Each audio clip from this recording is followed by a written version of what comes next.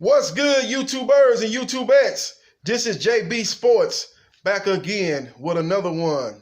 Terrence Bud Crawford retains his WBO welterweight title by 9th round knockout of Egis Kavaliauskas. And if you watch my analysis and prediction video, I predicted that round, a 9th round knockout by Terrence Bud Crawford. So just call me Nostradamus and we can all move on because I got another prediction video right.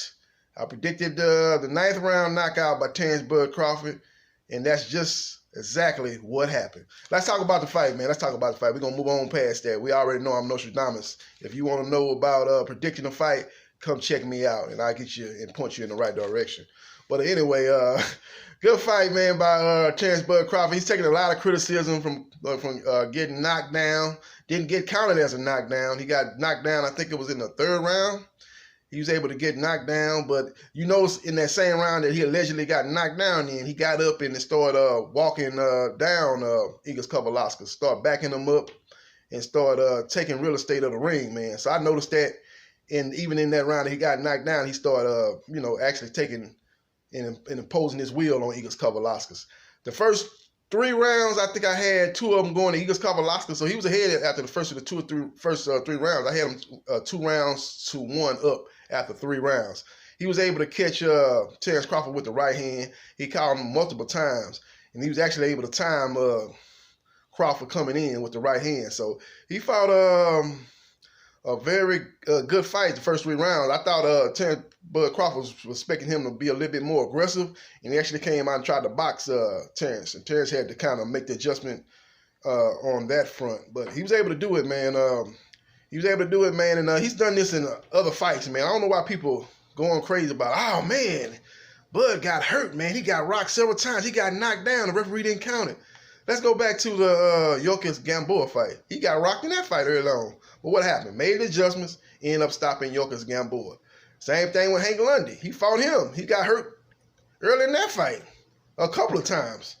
What happened? Made the adjustment and eventually stopped Hank Lundy. Raymundo Beltran. Remember that fight? That was after the Gamboa fight. Beltran caught him with some shots in that fight. And what happened? Terrence Bud Crawford imposed his will, actually started backing up Raymundo Beltran, started backing him up. He's the aggressive fighter, had him on the back foot. So that's what he does, man. That's what he does, man. He's a guy that he comes in the ring. He don't have any preconceived notions, really, actually. That's the only difference I did see in this fight. I think he actually did come out assuming his opponent was going to come forward and be aggressive, and that's not what happened. But usually what Terrence does, he comes out, he doesn't look at a lot of tape and say, okay, my opponent fights this way on tape, and I'm going to do this and do that to counteract that. He don't do that. He just comes out and feels the guy out, try to figure out what he's bringing to the table, and then he makes his adjustments, and it usually works, and it works out for him all the time. And that's what happened last night. He said, okay, this guy's not going to be aggressive. I did assume that, which I probably haven't done in other fights. I kind of just play it by ear. He kind of did assume that Kavaliauskas was going to be aggressive. Didn't happen. And like I said, Kavaliauskas was landing right hands, having success. But what happened? Terrence Bud Crawford is so competitive, man. He said, I got to get back, man. You hurt me. You embarrassed me. You dropped me in the fight. I'm going to have to knock you out, man. That's the only way I can get this right. And that's what he did, man. Walked him down. He stayed in a southpaw stance a little bit too long. I said this in my prediction video. I thought that he was going to come out in the southpaw stance, and that's exactly what he did. He got that right too. That he was going to do that because he could land his left hand, and it would kind of discourage Kavaliauskas from throwing his right hand. But actually, what happened was he was getting lined up for the Kavaliauskas right hand, fighting out the southpaw stance. He was too stubborn to change it. Like I know his corner was telling him, Bomac was telling him to switch to orthodox, but he had his mind made up that he wanted to fight tonight. He didn't want to box, especially after he got hurt and dropped in that 3rd round. He wanted to make it a 5 fight, and he's got a good chin. He's got a better chin than people think. People want to say, "Oh man, Bud's fights too reckless, man. He gets caught with right hands and stuff. It's gonna end up hurting him in the long run." Yeah, it'll hurt you in the long run if you Anthony Joshua, if you ain't got no chin. But Terrence Crawford's got a chin. He might get cracked, he might get stunned, but he don't never get knocked out. So his style of fighting, he's got the chin to hold up and fight that style of fighting. That's what makes him so dangerous and so versatile. He can fight a phone booth toe-to-toe battle, and he can box your ears off too. That's what makes him the best pound-for-pound fighter in the world. And that's what happened tonight, man. He was able to walk down Egis Kavaliauskas, impose his will, and when he finally switched from southpaw to orthodox, he was able to land right hands and left hooks and go to the body to break down Egis Kavaliauskas and eventually end up knocking him out with a right hand. So it was an epic performance by Terrence Bud Crawford. It's a performance that we've seen time and time again in other fights. So this ain't nothing that we haven't seen. So it's basically nothing to see here for these people to act like, oh man, Terrence Crawford looked horrible last night. He struggled against a journeyman. Yeah, just because you ain't never heard of the fight don't mean he's a journeyman. Just because you ain't never seen Kavaliauskas fight don't mean he's a journeyman. He's probably, I say he's probably top 10, top 15 welterweight. Probably somewhere toward the, if he's top 10, he's probably toward the bottom of the top 10. He's not Errol Spence. He's not Sean Porter. He's not Danny Garcia. But I put him right there in the mix with, Sergey Lipinets and Kavaliauskas, Jamal James, Sergey Lipinets, Josecito Lopez. I put him right in the mix with those guys. Not saying that he will beat those guys, but I'm saying if he did beat those guys, this wouldn't be some monumental upset. It wouldn't be like, oh, can you believe it? Kavaliauskas just beat Kavaliauskas. Kavaliauskas got, what, 3 losses on his record? He's a guy that doesn't let his hands go enough. That's the reason why he probably lost to Sean. That's the reason why he lost the Sean Porter fight. Wasn't aggressive enough. Didn't let his hands go. Wasn't active enough. You mean to tell me a guy like Kavaliauskas couldn't possibly come in there and outwork Ugas, let his hands go? Because that's one thing about Kavaliauskas. He didn't show that in the Terrence Crawford fight, but in other fights, he's shown that he's an aggressive fighter. He's going to let his hands go. He's going to bully you against the ropes, go to the body, and impose his physicality on you. That's what he's going to do. And that would be a good fight between him and Ugas, because Ugas is a strong fighter in his own right. So, that's all I'm saying. He's right there with those guys. He's not up there with the upper tier, but that's not acting like this guy is some bum, some guy that didn't belong in the ring, some guy that didn't belong in the ring with Terrence Crawford. So it was a good performance by the pound-for-pound king, Terrence Crawford, and he moves on, hopefully with a showdown against Sean Porter. Hopefully they can make that fight. The PBC and Top Rank can make that fight. Sean Porter came out before this fight and said that if the fight's made, PBC and Top Rank won't have anything to do with it. It'll come down to him and Terrence Crawford sitting down, talking about it, discussing it, and the fight will happen that way. Yeah, okay, y'all gonna promote the fight too? Y'all don't need Top Rank and PBC to promote the fight? Y'all gonna put money up for the fight and all that? Come on, Sean Porter. Of course, Top Rank and PBC gonna have something to do with the fight, man. That's just how it goes in boxing, man. Come on, for you to say that is disingenuous. I understand that you didn't like the comments that Bob Arum said, saying that you were basically a nobody going into the Errol Spence fight, and now after the fight, he's calling you one of the best fights at welterweight. He had a 180-degree turn in regards to you and your boxing skills. I understand all that, but let's just be real about it, man. Top Rank and the PBC is going to have a lot to do if that fight gets made. But we'll see what happens on that fight, man. As far as the co-main event, Teofimo Lopez, highlight reel knockout over Richard Commey to capture his first world title, IBF champion at 135 pounds. Teofimo Lopez, both guys, this fight came down to fast twitch muscles and speed. And that's basically what happened in this fight. Both guys were throwing right hands. The problem was that Richard Commey's right hand was wider and slower, and that's why he got knocked out. Got up. I got to give Commey credit for getting up, man. He got caught flush, and he got up, and he fell right back down, pulled a Trevor Burbick, and he got back up, man, and then it was like 31 unanswered punches by Teofimo Lopez, and the referee waved the white flag and stopped that fight, man. And it was a great performance by Teofimo Lopez, man. That guy's got fast twitch muscles. Now, the first round went well for Richard Commey. He was able to establish the jab. He was able to catch him with some left hooks.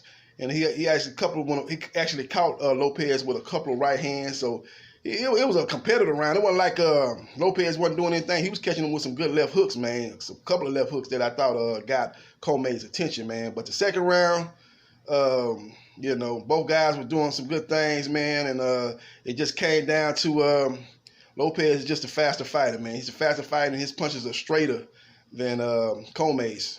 And he's got fast twitch muscles. Commey is kind of a little bit more mechanical in his punches. I ain't gonna say he's robotic. He's got a little bit of speed, but he's more mechanical.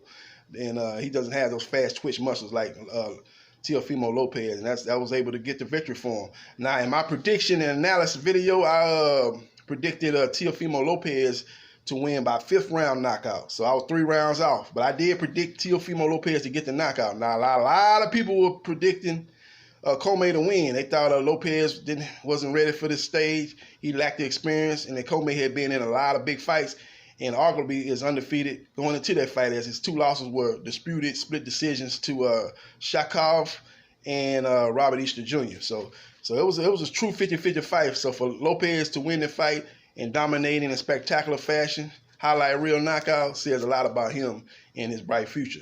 Now they're looking to stage him in the Matrix, Vasily Lomachenko in April. Like I said, it's going to be a different style of fight, man. That fight's going to be very interesting, man. That right hand he caught Commey with, he might not be able to catch Lomachenko with that right hand. Lomachenko will give you very different looks, man. He's keeping you so occupied with his offense that it's hard for you to really get your offense going. He keeps you defensive better than any fighter I've seen in boxing today. That guy is throwing a lot of punches. He's going to your head. He's going to your body. He's throwing punches from different angles. He's moving. One second he's in front of you. The next second he's on the side of it throwing punches. He's reacting to what you're doing off the feints, and he's putting it in his database, and he's gonna make the adjustment out there in the next round. And the guy is just a Picasso of boxing, man. The guy is a Picasso painting a beautiful picture every time he steps in the ring, man. And it's gonna be a tough performance, man. This fight kind of remind me in this regard. I'm not saying as far as boxing style or boxing skills or the way these guys fight, but it's gonna kind of remind me of the Fury Wilder rematch, because I don't have a hard time seeing Teofimo Lopez outboxing Lomachenko. I don't see him outboxing Lomachenko at all. His path to victory is a knockout. Vasily Lomachenko path to victory is not getting caught with a big shot, because he got caught in the Luke Campbell fight, and he got caught in Jorge Linares fight. He got dropped in that fight. If he get caught with those shots against Teofimo Lopez, he's going to get put to sleep without the NyQuil. So that's going to be the key for that, man. Just like with Fury and Wilder. Fury, I don't see Wilder outboxing Fury. If it go 12 rounds and there ain't no knockdowns, Fury going to win that fight.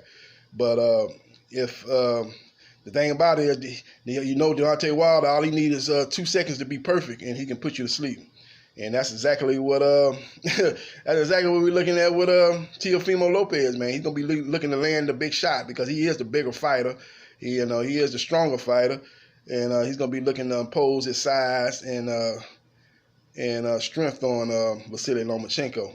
So we'll see what happens, man. And those fights are similar in that regard. You got the boxer versus the knockout artist, and we'll see what happens, man. But Teofimo Lopez put on a beautiful performance, man, against Richard Commey, man. And it makes for an interesting fight, man. They're looking to stage that fight with him and Lomachenko in April.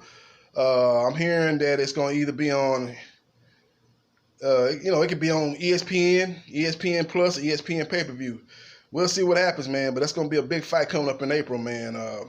Be looking to stage that fight, man. It's going to be a lot of good fights coming on next year around April time, man. I don't think it's going to be too much big fights looking to take place in March, because we got college basketball, March Madness going on, so that's not a good date for big fights. But the month of April, I think, is going to be one of the best boxing months of 2020. And we'll see what happens, man. But that's going to be a very, very interesting matchup, man. Lomachenko, who should probably be fighting at 130, is fighting at 135, because that's where the big fight's at.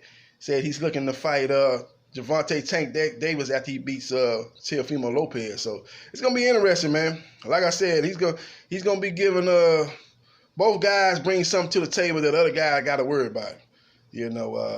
As far as Lomachenko, he's like I said earlier, he's got everything as far as offensive wise. He throws punches from different angles, good head movement, fast hands.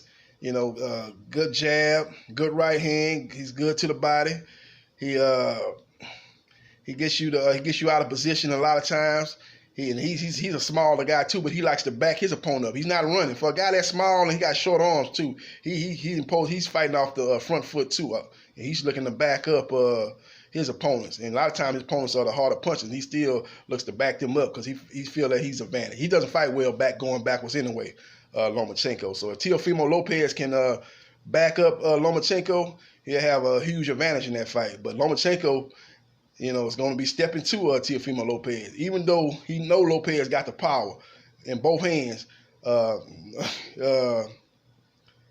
Lomachenko going to be looking to put that psychological pressure on Teofimo Lopez. He's going to be looking to back him up. The smaller man, he's going to be looking to back him up. And he's going to be looking to kind of confuse Teofimo Lopez. Just overwhelm him with his offensive onslaught and make him more defensive where he can't load up on his shots and set up his power shots. So that's going to be an interesting thing. And Teofimo Lopez on his front is going to be looking to set his shots up. He's going to be looking to catch him with that straight right hand. He's going to be looking to catch Lomachenko with the left hook coming in.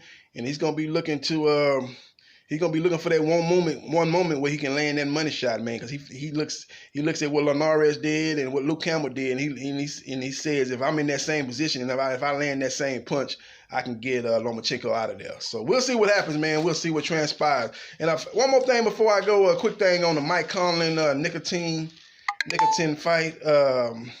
Mike Conlon made that fight way harder than what it should have been. He could have boxed circles around that guy, but for some reason, he went toward the middle of the ring and went toe-to-toe with the guy in a phone booth fight that didn't need to take place. And that gave Nicotine his best moments in the fight, as he was able to land some good right hands. He was able to go to the body, and he was able to land some good left hands, too, on Mike Conlon. And that's the only reason why that fight was exciting, actually. So I don't know if he was trying to please the crowd, or what. Or that's just in his DNA. I can't box for 12 rounds. I can box a little bit, but eventually I got to go to who I am, and I am a phone booth fighter. And that's exactly what he did. And actually, as Nicotine had success early on in that phone booth battle, Nicotine was able to kind of wear him down in that style, and he was able to land some shots, and he hurt him multiple times inside. Good shots to the body, good shots up top, and he actually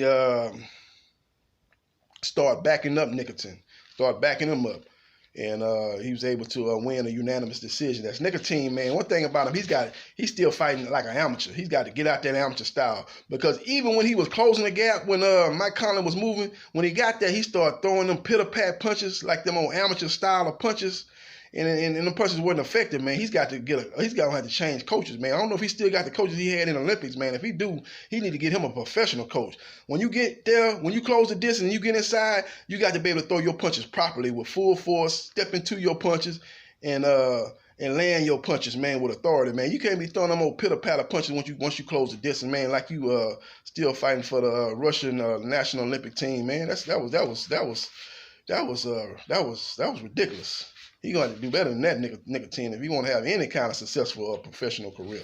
So we'll see what happens, man. But props to Mike Conlon for winning unanimous decision. He said after the fight that he's looking to fight one of the champions at featherweight in 2020. And we'll see what happens on that front.